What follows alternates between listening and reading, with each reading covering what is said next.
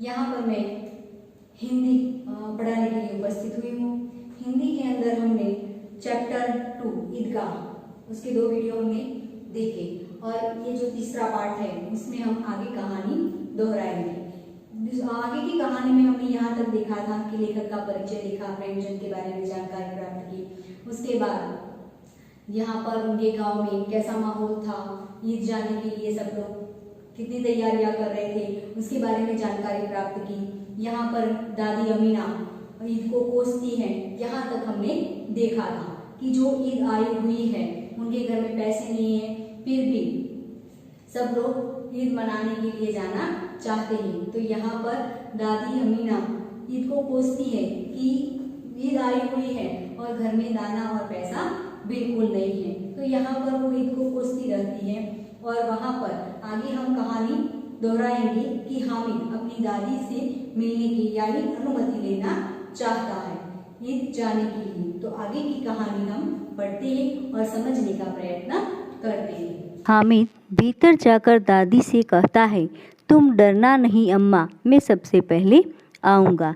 यहाँ पर हामिद अपनी दादी अमीना से सांत्वना देते हुए कहता है कि तुम डरो मत दादी, मैं सबसे पहले जाकर वापस आ जाऊँगा। गांव से मेला चला और बच्चों के साथ हामिद भी जा रहा था। यानी सब लोग ईदगाह जाने की तैयारी जो कर रहे थे वो सब लोग एक साथ होकर जा रहे थे और बच्चों के साथ हामिद भी जा रहा था। कभी दौड़कर आगे निकल जाता, फिर किसी पेड़ के नीचे खड़े होकर साथ वालों का इंतजार करता। हामिद के पैरों में तो जैसे पर लग गए हैं, वह कभी थक नहीं सकता। यानी यहाँ पर कभी कहते हैं कि जो हामिद जा रहा है बच्चों के साथ, तो यहाँ पर उसे ऐसा लगता है कि जो बच्चे जा रहे हैं उसके साथ हामिद दौड़ता भागता आगे निकल रहा है और आगे जाकर किसी पेड़ के नीचे बैठा रहता है और फिर उनके साथ वालों का इंतज़ार करता है। लेकिन ऐसा लगता है कि उसके पैर में जूते नहीं हैं, चंपल नहीं है, लेकिन मानो ऐसा लग रहा है कि उसके जो पैर हैं वो पर बन गए हैं और उसके पैरों में पर लगे हुए हैं और वो उड़कर जा रहा है और वो थकने का नाम नहीं ले रहा है। बड़ी बड़ी इमारतें आने लगी, ये अदालत है, ये कॉलेज है, ये कलाघर है और आगे चलते हैं। यहाँ पर सब लोग जैसे ईदगाह जाते हैं तो रास्ते में बड़ी बड़ी इमारतें आती है और सब बोलते हैं कि ये अदालत है जहाँ पर न्याय किया जाता है, ये कॉलेज है जहाँ पर पढ़ने के लिए सब लोग आते हैं, ये कलाघर है जो यहाँ पर कलाकृतियाँ देखने को मिलती है। ये सब देखते हुए आगे चलते हैं। हलवाइयों की दुकानें शुरू हुई, आज खूब सजी हुई थी। इतनी मिठाइयाँ कौन खाता है, देखो ना एक एक दुकान पर मानो होगी। यानी यहाँ पर कहा गया मनो होगी कि दुकानें जो है वो बहुत सजाई हुई थी। आपको पता है कि जब भी मिठाइयों की दुकान पर आप जाते हो तो पेड़े इस तरह से रखे हुए होते, सारी मिठाइयाँ अलग अलग तरीके से सजाई हुई होती है, क्योंकि उसको देखकर उसे खाने के लिए सब लोग आए। तो इस प्रकार देखते हुए सब लोग जा रहे हैं और कहते हैं कि मनो लगी हुई है। मनो यानी यहाँ पर गुजराती जो शब्द होता है उसका मतलब है मण, यानी 20 किलो की बात की गई है। यानी हर एक दुकान पर 20-20 किलो मिठाइयाँ लगी हुई है। सहसा ईदगाह नजर आई, इमली के घनों वृक्षों की छाया है, नीचे पक्का फर्श है, उन पर जाजिम बिछी हुई है। यानी सहसा अचानक सबको ईदगाह जो मदगी पढ़ने की जो जगह है वो नज़र आती है। वो इमली के घने पेड़ की वृक्षों की छाया में है, नीचे पक्का फर्श है और उस पर जाजिम बिछी हुई है। रोजेदारों की पंक्तियाँ एक के पीछे एक न जाने कहाँ तक चली गई है। यानी जो रोजेदार थे, यानी जिन्होंने रोज़ा रखा हुआ था, वो लोग नमाज पढ़ने के लिए पंक्ति यानी लाइन में बैठे हुए थे और न जाने कहाँ तक वो लाइन लगी हुई थी। यहाँ कोई धन और पद नहीं देखता, यानी वहाँ पर जो नमाज पढ़ने के लिए जाते हैं तो वहाँ पर ऊंच नीच नहीं देखी जाती कि कोई जो अमीर है वो लोग आगे रहेंगे, जो गरीब है वो पीछे रहेंगे, ऐसा कुछ नहीं होता। सब लोग एक होकर एक लाइन में खड़े रहते। इन ग्रामीणों ने भी वजू किया और पिछली पंक्ति में खड़े हो गए। वजू यानी वही किया कि वो भी पिछली पंक्ति में खड़े हो गए। कितना सुंदर संचालन है, कितनी सुंदर व्यवस्था। हजारों सिर एक साथ सीधे में झुक जाते हैं। यानी वहाँ पर गांव में जाकर सब लोग, गांव के लोग हैं वो वहाँ के संचालन की सुंदर की व्यवस्था सब देखते हैं। और हजारों लोग जो भी नमाज पढ़ने के लिए गए हैं, जिन्होंने रोज़ा रखा है, उनके सिजदे में झुक जाते हैं सिर। यानी सिजदे में जो सिर झुकना, यानी सिर से ज़मीन को चूमना। यानी जब भी आपको पता है कि जो मुसलमान नमाज पढ़ते हैं तो अपना सर जो है ज़मीन से लगाते हैं और भगवान से बंदगी करते हैं। फिर सब एक साथ खड़े हो जाते हैं, मानो भातृत्व का एक सूत्र समस्त आत्माओं को एक कड़ी में पिरोए हुए हैं। भातृत्व यानी भाईचारे का जो सूत्र होता है कि हम जो को एकजुट होकर रहना चाहिए, तो वो भाईचारे का सूत्र वहाँ पर आपको देखने को मिलता है। यानी सबको एक कड़ी में पिरोए रखा हुआ है। नमाज खत्म हो गई, लोग आपस में गले मिल रहे थे। यानी नमाज ख़त्म होने के बाद आपको पता है कि जो मुसलमान हैं एक दूसरे से गले मिलकर ईद की मुबारकबाद देते हैं।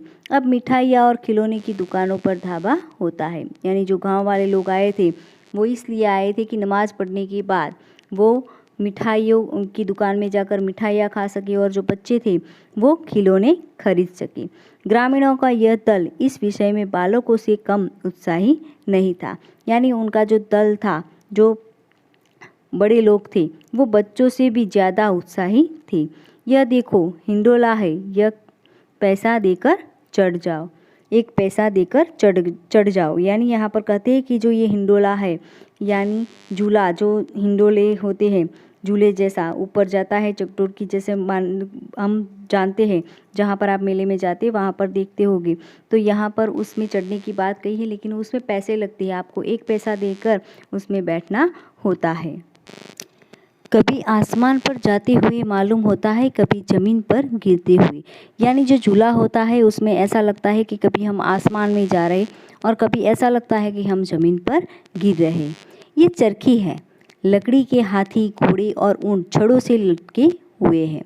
यानी आपने देखा होगा कि जो चरखी होती है उसके अंदर हाथी, घोड़े और ऊंट जो लकड़ी के होते हैं वो लटके हुए होते हैं छड़ों से। यानी जो जंजीरें होती है उससे लटके हुए होते हैं और आपको उन पर बैठना होता है और वो गोल गोल घूमता है।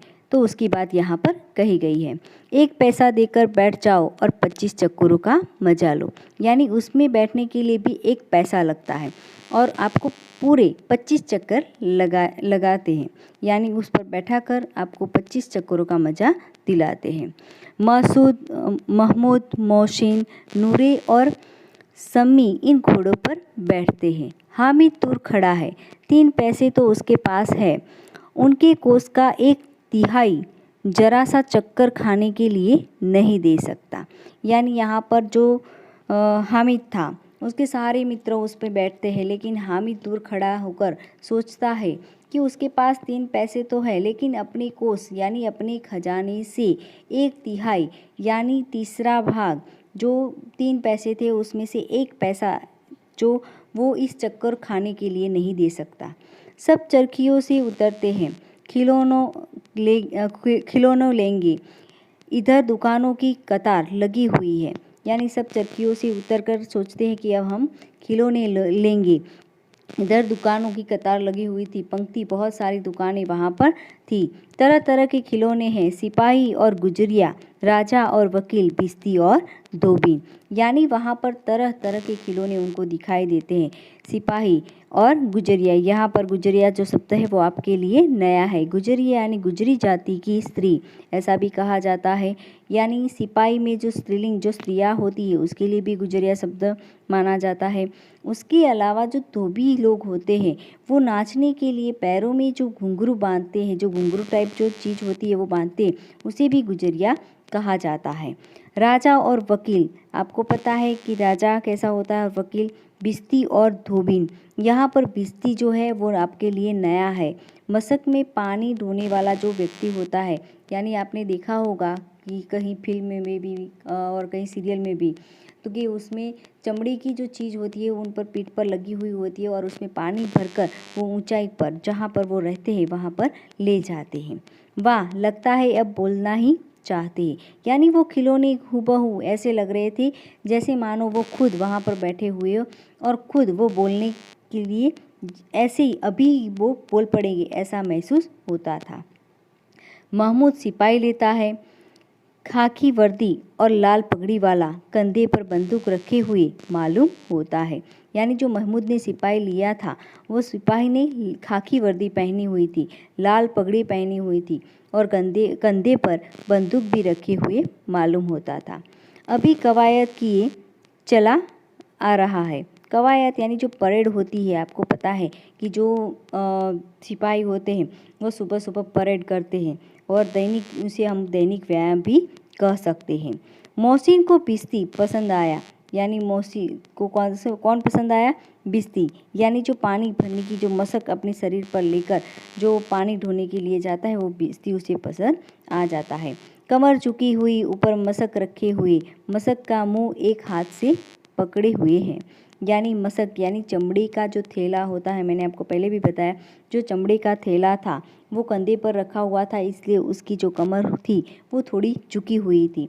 मशक का मुंह एक हाथों से पकड़े, यानी कमर झुकी हुई थी और मशक एक हाथों से पकड़े हुए, ऐसा मशक दिख रहा था, ऐसा भिस्ती दिख रहा था। कितना प्रसन्न है, शायद कोई गीत गा रहा है। यानी जो भिस्ती था वो मशक में पानी ढोकर ले जा रहा था, वो बहुत प्रसन्न, उसके चेहरे पर प्रसन्नता दिखाई दे रही थी और ऐसा लग रहा था कि वो कोई गीत गा रहा है, बस मशक से पानी उड़ेलना ही चाहता है। यानी वो मशक से पानी निकालना चाहता है। नूरी को वकील से प्रेम है, काला चोगा, नीचे सफ़ेद अचकन के सामने की जेब में घड़ी, सुनहरी जंजीर, एक हाथ में कानून का पोथा लिए हुए मालूम होता है। अभी किसी अदालत से जिरह या बहस किए चले आ रहे हैं। यानी यहाँ पर वो वकील की जो देखने वाले वकील जो दिखता है उसकी चर्चा यहाँ पर नूरे ने की है, क्योंकि नूरी को वकील से प्रेम है। यानी उसे वकील जो होते हैं वो बहुत अच्छे लगते हैं। यानी जो उन्होंने काला चोगा पहना हुआ था, आपको पता है जो काले कोट को पहने हुए वकील होते हैं, नीचे सफ़ेद अचकन यानी उसके नीचे सफ़ेद पैंट पहनी हुई होती है और उनकी जेब में घड़ी भी होती है, जंजीर भी होती है और हाथ में कानून का पोथा, जो हमारी